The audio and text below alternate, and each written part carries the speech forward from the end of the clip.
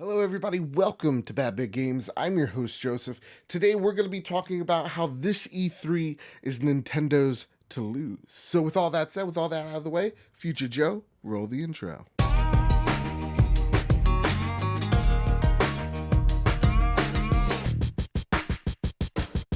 So, as of this video, we are days away from E3. We're days away from Nintendo's press conference, their Treehouse Live event.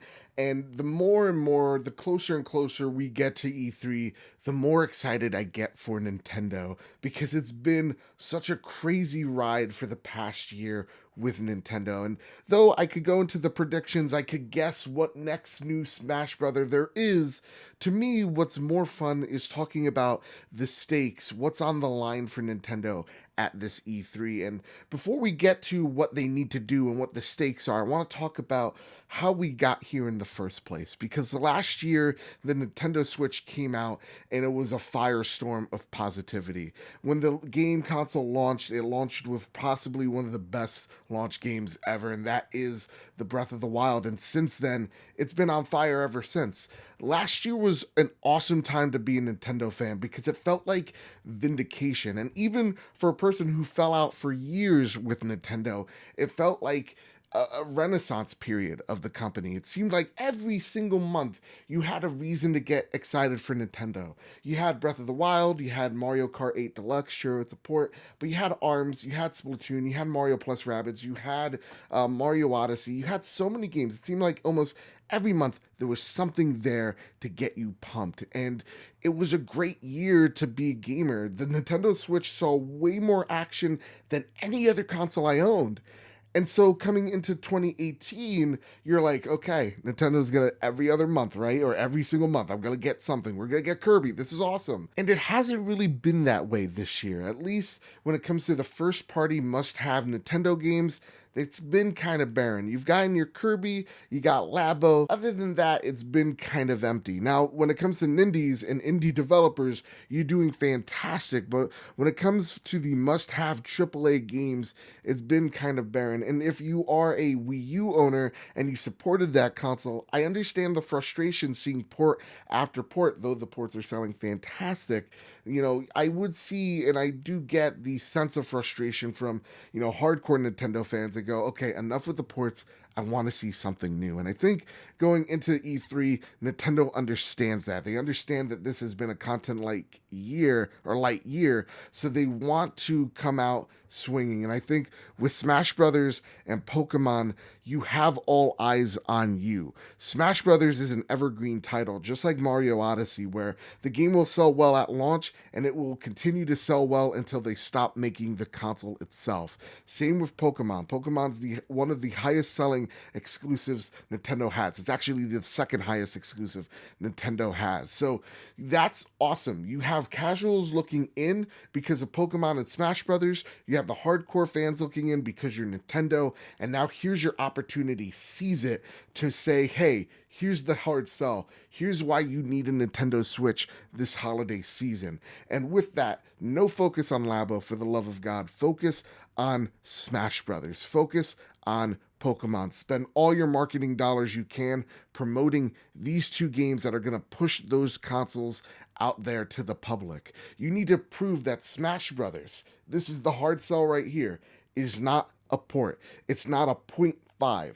It is a sequel. You need to reassure fans that, hey, this is not just a simple port. This is an actual real sequel to Smash Brothers. You need to make that case. You need to, first off, take some characters out and put some characters in it, but please retain the same lineup for the most part. Hopefully a good 80 to 90% of the lineup stays in there because I love the variety that Smash Brothers has. And that needs to headline the important thing here, that Nintendo is going to focus on the Nintendo Online aspect. So Smash Brothers, you need to just reassure fans this isn't a simple port, because if it is a simple port, I gotta say, even for me, I'll still buy it, of course, I'll still be excited, but the excitement level will be a little bit dumbed down.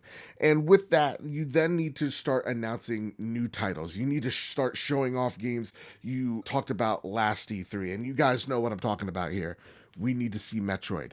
We need to see the developer behind this game. Yes, it's not Retro. Apparently, as the rumors and the leaks keep coming out, it's Bandai Namco and Bandai Namco Singapore, which is the team, again, rumor has it, that worked on Star Wars 1313. So that gets me excited as a huge Star Wars fan and as someone who's outside the realm of Metroid. That game needs a hard case because though so many people want Metroid, it's not usually one of their highest of sellers when it comes to the Nintendo list of IP.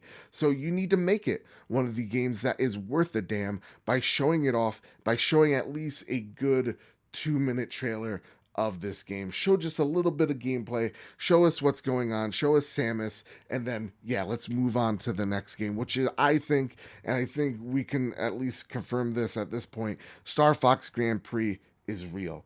And I want to talk about this game and highlight it for a minute because I feel like it's gotten a bad rap because people are like, oh, racing game, we have Mario Kart and, it's retro. They should be doing something else. And I don't feel that way at all. And I'll be honest, it's kind of like judging a book by its cover. And I don't like that. We haven't even seen the game yet itself and people are already kind of writing this off. And I don't feel like that's fair on Retro because before they picked up the Metroid Prime series, they were working on a racing game. So this is kind of like going back to the drawing boards for them. So I like this. They do a great job of honoring Nintendo IP while at the same time doing something different. And I think games like Tropical Freeze prove that. And they do great work. So let's give Star Fox a chance. We don't want to play like we have the same Star Fox story for the next sequel. So with that, you need to show games like, Pikmin, like Animal Crossing. Get your base happy, get your base excited, start showing off what makes you so great, and that is your first party brand, your first party games. And I think that's what needs to be the bulk of this E3. So let's talk about third party and Nintendo. And usually when we talk about third party and Nintendo, it's contentious, it's negative, and the SparkNotes version is if you don't have Call of Duty, you don't have Battlefield, and you don't have sports games, then you don't have a successful third party lineup. And I don't think that's necessarily accurate, but it is to an extent right. I mean, it's a yes and no, it's a mixed bag. What Nintendo ought to do is take a lesson from their own playbook. Look what they did with Ubisoft. Mario plus Rabbids Kingdom Battle, when that game was rumored, we laughed at it. When the game came out, and to be real, we were amazed by it. And when it came out, it sold really, really well. And Ubisoft, I have to applaud them. They give you a chance. They give platforms a chance. They throw a lot of games at a certain platform before they go, okay, it's not working. We've seen Ubisoft throw games like South Park onto the Switch because, hey, they're not graphically intensive games. They look great either way. Throw them on the Switch, and they do pretty damn well. Look at Mario Rabbids. Again, that game comes out, it does gangbusters. Look at Square Enix with Octopath Traveler.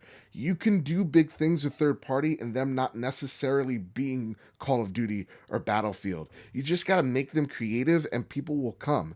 How awesome would it be that instead of a regular FIFA watered down version, you get a FIFA Street game in there, or Madden Street, or you get NBA Street in there? That would be awesome. That would get people so pumped to play your games. We saw that when NBA Playgrounds came out, right? That NBA Streets inspired game, Nintendo fans freaked out for it, and then, yeah, sure, it was a mixed bag at the end, but people want something different. And I think the Nintendo crowd wants something different. I don't think they necessarily just want Call of Duty or Battlefield. They want something different. And at the same exact time, sure, go after different, but at the same time, do go after the big hitters. Fortnite is at this point, we could practically confirm it. And I think that's a huge get for Nintendo. There's been various leaks, whether it's on paper, whether it's a patch notes in the eShop, whatever the case may be, Fortnite's coming. And I think that's important for Nintendo, is to look at the independent studios and ask what they're up to and see if they want to do something different. Look at Rocket League. Rocket League sold gangbusters on the Switch because guess what? That's what Nintendo fans really, really want. And they made a deal with them. They gave them, special cards, and that was so awesome do something like that with Fortnite. And I know it's tricky because Fortnite uses guns, so be a little subtle about it. But again, you need those games. The games that can be on the Switch should be on the Switch. That's what I think Nintendo should get out of the third party announcements. And I'll just throw one pie in the sky in here, just like I did with my Microsoft one. I would like to see Bethesda do something really different. And I mean, I would like to see them, whether it's them hiring an outside party or working within. I would love to see. Listen, Fallout 76, maybe. Fallout 4, maybe. Fallout 3 remastered with all the DLC. Oh, yes. But yeah, sure. Again, you were bringing up ports, and people are going to yell at me for even suggesting another port. But and even me saying, hey, maybe not rely on so many ports. But I think Bethesda has been so good to you. Reward them with something, whether that is another port. But I would love to see them do something different, a game that we don't see coming. Who knows? Maybe that game's Starfield. I don't know. I would love to see Nintendo reward Bethesda and reward studios that take a chance on Nintendo. And I think, companies like Ubisoft, Square Enix, and Bethesda should be rewarded for taking chances and not just making half-assed ports like EA and 2K have done with their sports titles. So at the end of the day, Nintendo has a mission, and it is to show people, all eyes are on them, why you need to purchase a Nintendo Switch. And for those people who are like me who have this console as a secondary console, it's to show that why you need this console as your primary console, why you need to be playing it as much as you were last year. And I think that's what they need to do. That's what I think they will do. I think Smash and I think, Pokemon gives Nintendo a really good edge on the competition. I think, yeah, you can announce some awesome special characters, but you need to bring more games than just Smash and just Pokemon. Because though those games are big, we need variety. And so, with all that said, with all that out of the way, I want to know what your predictions are for the Nintendo conference, where your expectations are in the scale of 1 to 10. Let me know in the comment section down below. For me, it's a solid 9. I cannot wait to see what Nintendo has to offer. So with all that said, with all that out of the way, guys, gang, if you like this video, please hit like, share, subscribe. Here at Bad Big Games, we do all sorts of content, whether it's rants like these, news, impressions. We have the Trophy Room, a PlayStation podcast made by the players for the players that lands every Wednesday. And if you're interested in all that stuff, it's right there. Click subscribe and that bell. It really does help me out because YouTube's YouTube. And I want to thank our patrons over at patreon.com/makeusbetter for making me better, making this channel better day in, day out. It's the best community on the internet. And you could join the Discord, which is right there down below. So with all that said, with all that out of the way, everybody, keep your wits about you. Future Joe, get me out of here.